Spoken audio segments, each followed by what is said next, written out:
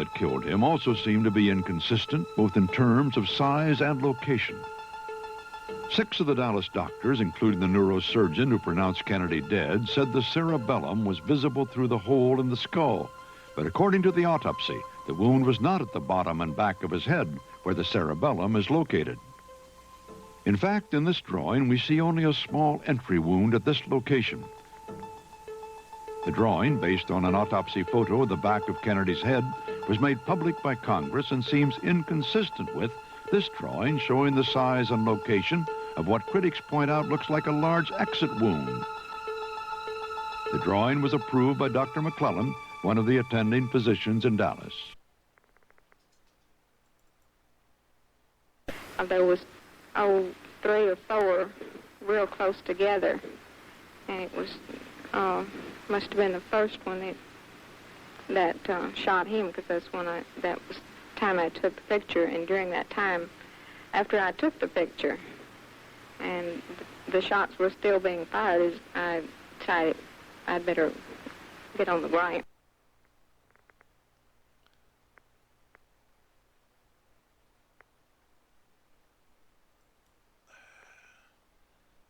Here's another extreme close-up of that image done by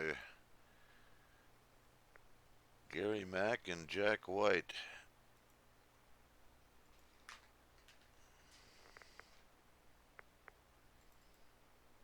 At best, confusing. Dr. Robert McClelland saw the wounds firsthand at Parkland Hospital in Dallas. The wounds are consistent, I think, not with the bullet having been fired from the 6th floor of the depository building from behind the president, but from somewhere around the grassy knoll or the triple underpass, somewhere in the front. Seeing that Zapruder film and noting the way the president was thrown backward violently to the left, and having seen that wound, I thought to myself, there's no way that could have come from the 6th floor behind him. And what of the president's other?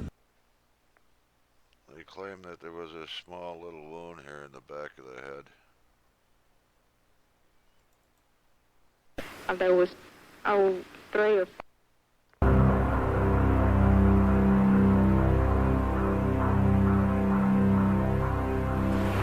I had been panning shots through here so that I could get whatever was going to come down the street. And I saw that it was the President of the United States. And as I was... Now, Gordon Arnold, here's his story here. He claimed he was on leave, and he went to the parade to watch the President. He claims he was standing on the sidewalk between the fence and the wall, the grassy wall, with his camera filming the motorcade. He heard gunshots, reports, and he hit the dirt. Now also in the Jack White, Gary Mack close-ups of the Mormon photo. This is what they claim is Arnold here to back up his story.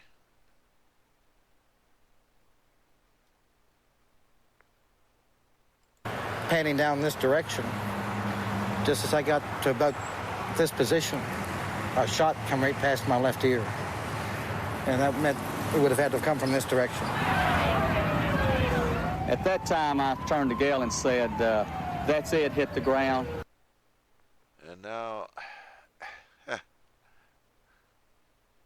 I've also found an image on that, on some of the photos of the grassy knoll. Also, Senator Yarborough was driving with Vice President Johnson in the motorcade, and as their car, there were 2 cars back, as they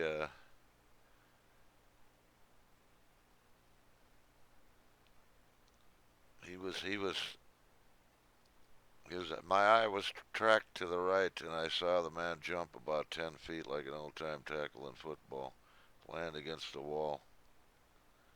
He also thought he smelled gunpowder near the grassy knoll and yelled, "My God, they've shot the president."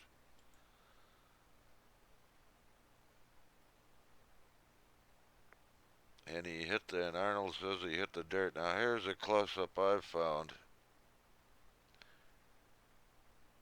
Between the fence, the side steps is her hair.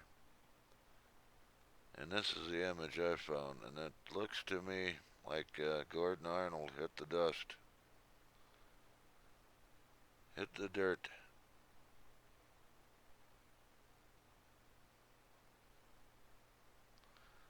And if what he says is true, and that's him there, or the other image.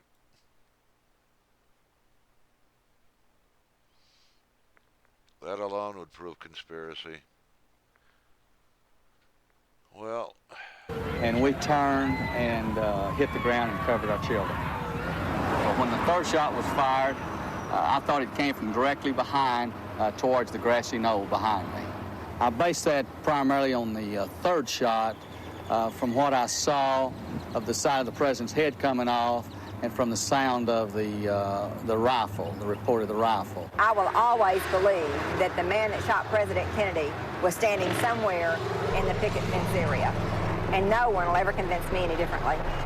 It doesn't make sense to be hit from the rear and still have your face intact. Well, I am very dead certain at least one shot, including the one that took the president's skull off, had to come from the right front. And I'll stand by that to my death, over my mother's grave.